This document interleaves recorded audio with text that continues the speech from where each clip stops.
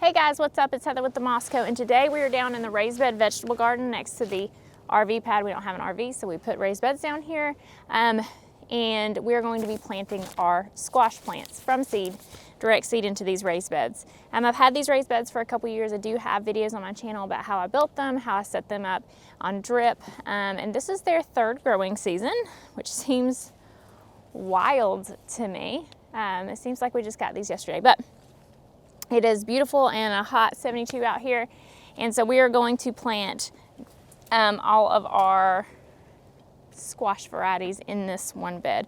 We're gonna do 2, 3, 4, 5. We've got 5 squash varieties, so we'll do 1, 2, 3, 4, and maybe we'll put one in a container. Yeah, probably do that. I've got a menagerie of just containers down here that I use for whatever. I really enjoy this particular space. We live in the woods, and it is very majestic and very beautiful, but it is also limited on the full sun spots.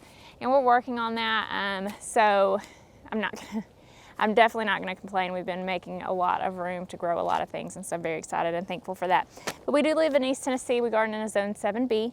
And our last frost date, average last frost date, is April 15th. So I'm still a little hesitant. Today is April 11th. I'm still a little hesitant because that is an average. You could still have some after that. Again, I'm a little hesitant about just full on planting things, but as far as seeds go, you know, it takes them about a week to germinate, and anything that I feel like I can contain and then cover with frost cloth if it got really bad, I will go ahead and do that. And raised beds are definitely something that I can do that in, more so than in my backyard vegetable garden where I have like rows of things.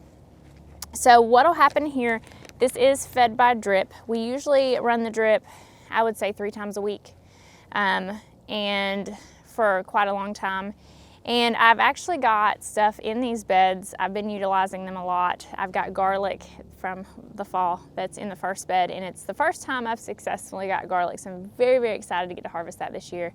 The second bed is where I have put my tulips and daffodils for cutting, and I have ranunculus there as well, and the plants look great, so hopefully they'll flower before it gets too hot for them. These two here in the pot are blueberry bushes. I do need to plant those out in the landscape, so I'm hoping our permanent garden space will be available sometime soon so that we can actually plant those out and get real blueberries. But this one is going to be full of squash, and this year for my squash, I didn't want to just do the average zucchini and squash. I have done those previously. I do enjoy those. I eat a ton of them. We eat a ton of them as a family. But I wanted to venture out a little bit and try some different squash varieties. So the squash varieties I have, I've got a zucchini black beauty. This is from Baker Creek, and this is your average zucchini. I may put that one in a container. And then I've got some Gelber Englischer custard, and it says it's a unique variety from Germany. Clear lemon yellow patty pans with a bizarre twist. Fruit is oddly flattened, flavorful, and prolific.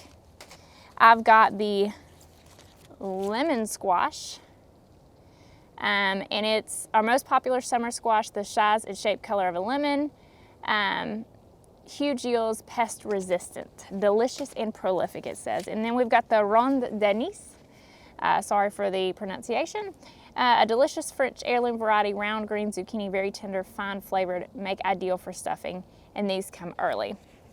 All of these say that they should be direct seeded after last frost date.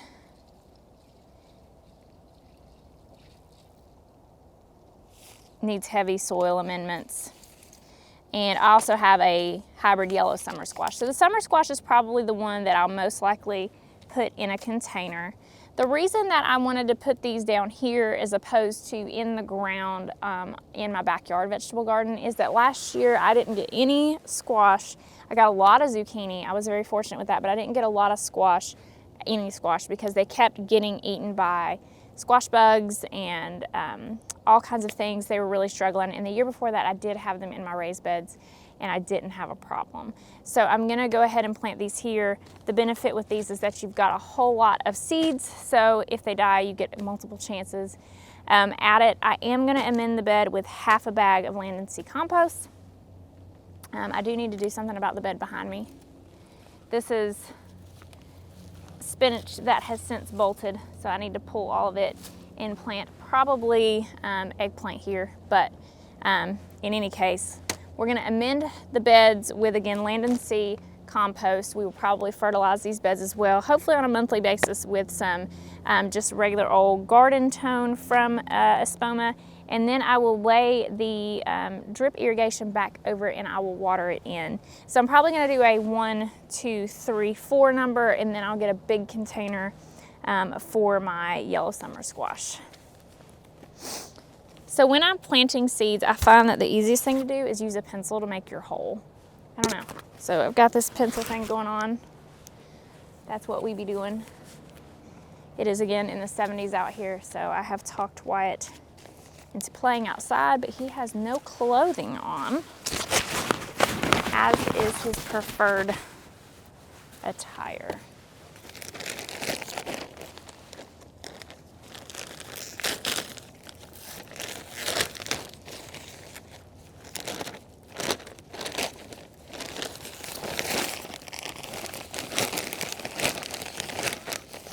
Yes, honey. Yeah. Sure, that's fine, honey.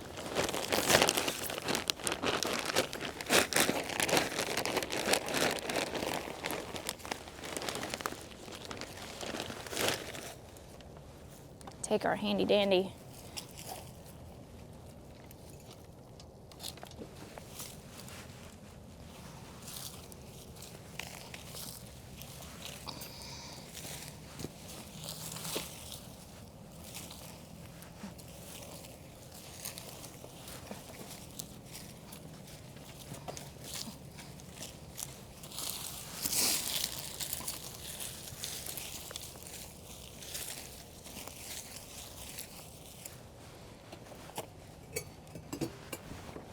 Alrighty, so we've got all that mixed in.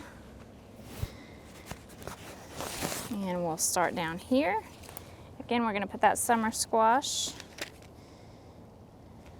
We will put 2 seeds per hole, and it says 1/2 inch to 1 inch deep.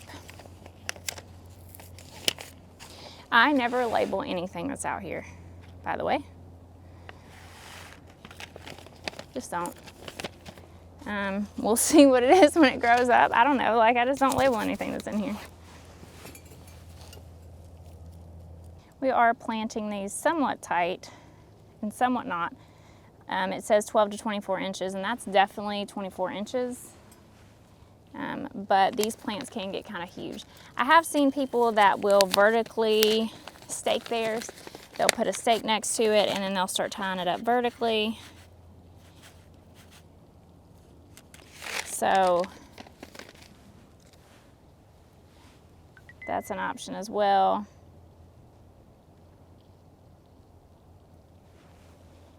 I may try that.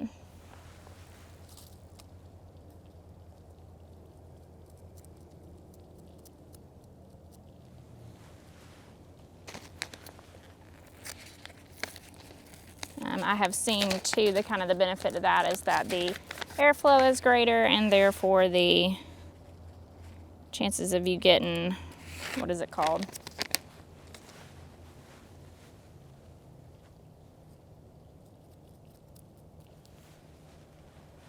What is that called?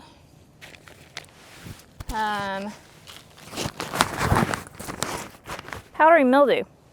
Powdery mildew on your plants is lower. So we've got all those in there.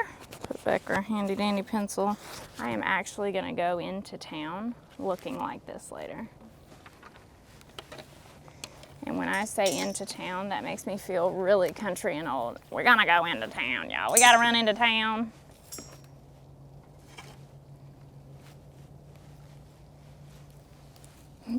But we do have to run into town. We gotta go get Jackson from school. And we gotta go get some haircuts for the boys. And we need to buy some fruit. I would love to have enough space to have like a massive group of strawberry beds. We're just gonna put a nice big hole in the center of it. Grab a couple seeds.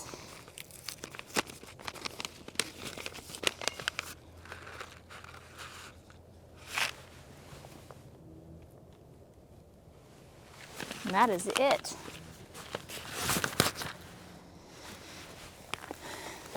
that is going to be it for me in this video. Got all of our squash type products in the ground. Ratatouille to come. I'm very excited about it. I think we'll put all of our eggplants in this one. I have several eggplant plants, and I think they'll do great over here, but we do have to clean that out. So it's ramping up here. Spring is amongst us, and I am ecstatic. Thank you guys so much for watching this video, and we will see you in the next one. Bye.